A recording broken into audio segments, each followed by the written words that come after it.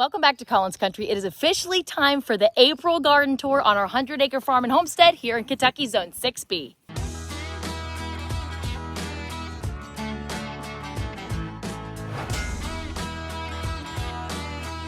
Now, I try to say this as much as possible because I get a lot of questions about this. Even though we have 100 acres, we grow all of our food and gardens on less than 1 acre. So you do not need a lot of land to grow a lot of food and to have a lot of gardens. Let me give you a full tour of everything we are growing, harvesting, and planting right now. We're gonna start off in this small raised garden bed area back behind the house. And of course, it's always a work in progress. There's always stuff we're doing, so there's always stuff out. So just ignore that mess right there. But here along this arch trellis, I'm actually going to use this for our indeterminate tomatoes, which we have not planted yet because it's not warm enough. It's still getting pretty cold at night. Tomatoes do not like the really cold temperatures. So for now, I do have just a couple pea plants there that are just getting started, but this will be full of stuff later on. Moving over here, my green stalk gardens. I did separate them and make 2, and I love it. Look at all of my strawberry plants growing in these, and look, we are already starting to get ripe strawberries. Actually, I'm gonna eat that one. I eat the green parts and all when I eat strawberries. Oh my goodness. So ripe and delicious. We've been eating a couple of strawberries off these plants for the last couple of days now. They're so good. So I got that green stalk garden here. And the other part of the green stalk garden is over here. Now, some of these strawberry plants were actually plants. Some of them were started with bare roots. So the real small ones were the bare root strawberries. They will produce later on in the summer, but looking really good. All right, let's go back up here. Up here, I have 4 heads of cabbage. They're doing really well. And as you can tell, they're not getting eaten by any bugs, which is amazing. The only thing I'm doing for pest control is I'm putting down a little bit of wood ash every time that it rains or every time that I water them. And then I also have deterrent plants here that bugs do not like the smell of. That's why you see marigolds planted in this bed. Bugs hate the smell of those, and onions. I got a couple of onions coming up in a few different spots in this bed. And those, if they get big enough, I'll harvest them. That'll be great. But if not, it's fine. I only have them here to deter pests. Over in this garden, look at how good my onions and garlic are doing. So this first row on this side is our elephant bulb garlic. These are getting gigantic.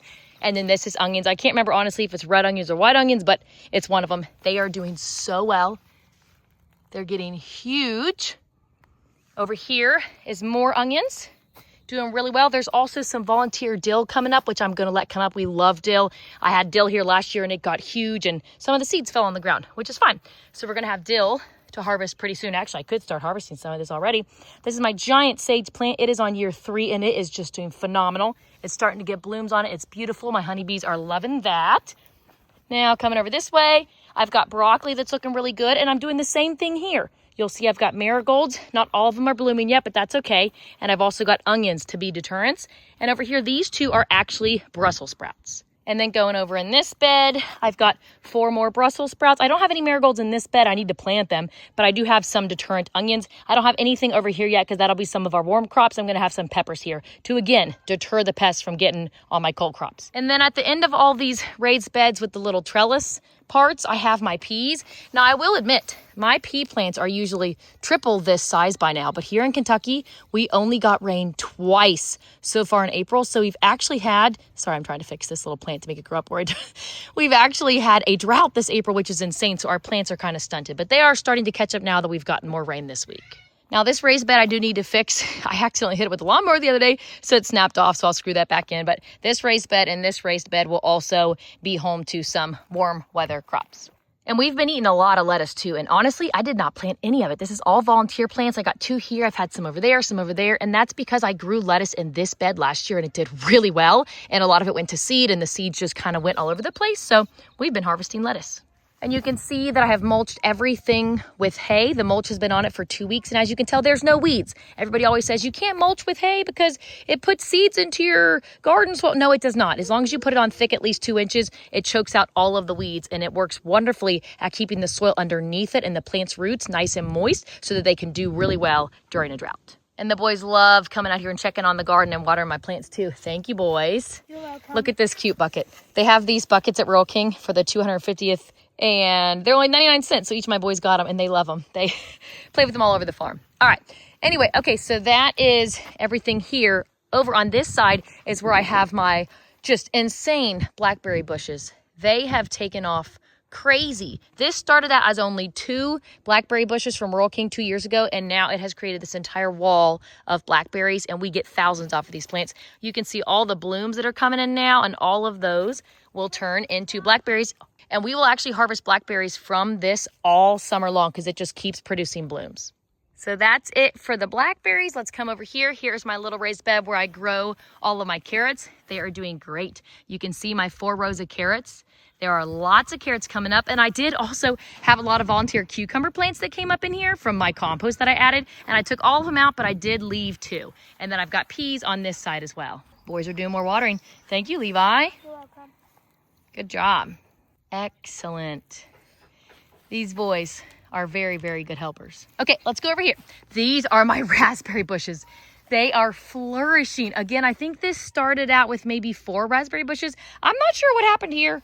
I know the cats always like to dig and poop there, so I don't know if they scratched some up and destroyed the roots. I don't know. It'll fill in. You've got some smaller ones coming in there, but raspberry bushes look amazing. I have 3 different varieties. All of these over here are red raspberries, and these are golden raspberries. They are delicious.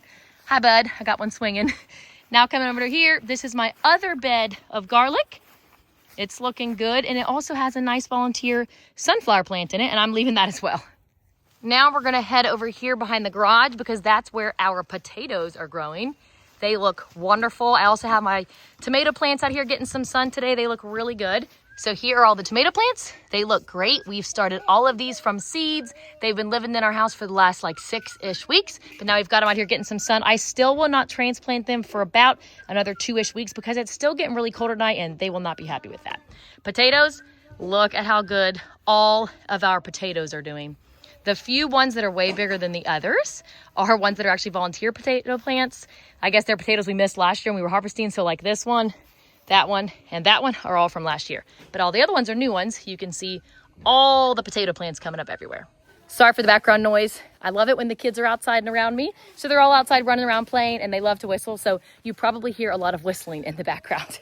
Now we're gonna check our strawberry raised bed. So everything I showed you so far is everything back here. Oop, my garden hose is still out. And this is where our 4 raised beds for strawberries are. And they are just doing amazing. They are covered in strawberries. Look at all this. I don't know why the strawberries do so well here, but they do. We get thousands of strawberries off of these strawberry plants every year. So, ooh, look at that one already starting to ripen. Some of these are ever bearing. Some of these are June bearing. Ooh, ants are getting that one. They do really well. I love these little steps that James built and put in for me here. So fun. Look at all these strawberries down here. Every plant is just loaded. And these are grown organically with no synthetic fertilizers. Wow. Okay, that's it for this area. Down here is our fruit orchard. All of these trees are only a year old. We planted them last year, but they're all doing great. The 2 back here I had to replace with 2 cherry trees from Royal King because we had a buck come and completely snapped both trees in half. So those 2 replaced, but otherwise, all of them came back from last year and are doing really well. Lots of new growth, lots of blooms, so I'm happy with that.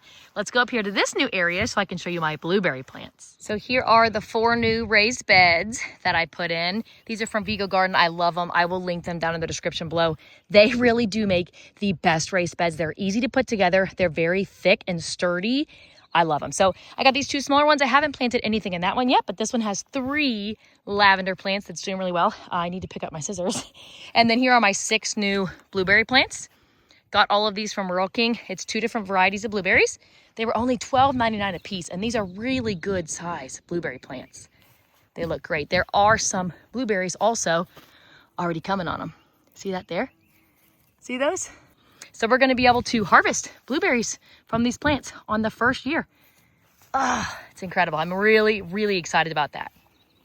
It is truly impossible to grow blueberries in the soil where we live here in Kentucky. It's awful. So I'm really hoping that these do better now that they are in raised beds. I got more fruit trees over here that are doing really well. And I just also planted this tree because we accidentally knocked over this one with the lawnmower. It was small.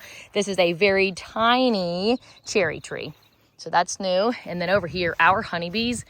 I know this technically doesn't have anything to do with garden, although these are my garden employees. I have about 40,000 of them coming in and out of that hive every day. This hive is doing so well. I just put a honey super on it last week.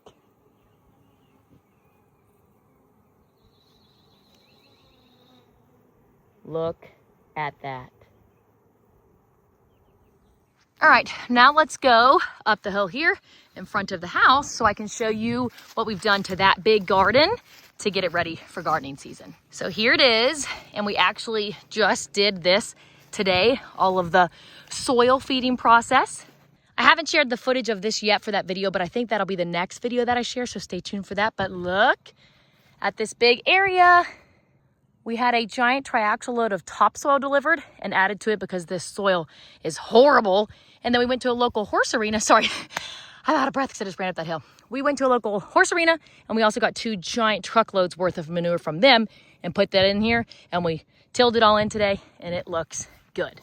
So up here, we are gonna grow all kinds of stuff. I have tomatoes. We also bought 4 of the 16-foot cattle panels because I'm going to do those archways. We may do some green beans up those. I'm gonna have my indeterminate tomatoes go up those, maybe some cucumbers, some loofah gores, I don't know, all kinds of stuff.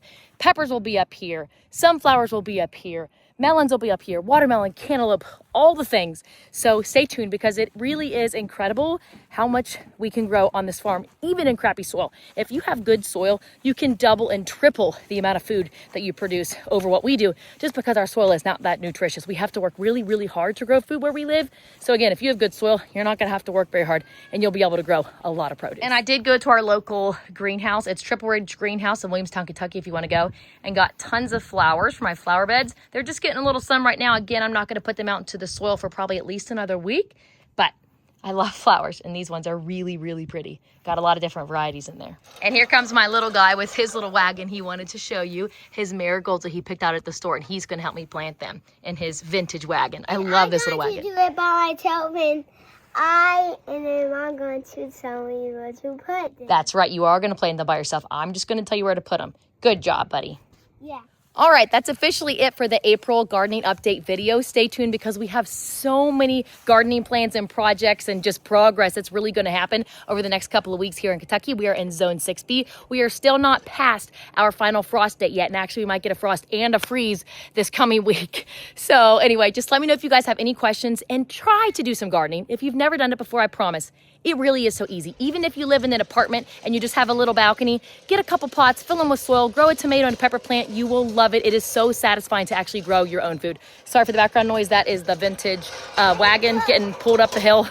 And it really needs some WD-40 on those wheels. Gosh, that's squeaky. Anyway, I hope you guys have a great day. Happy homesteading.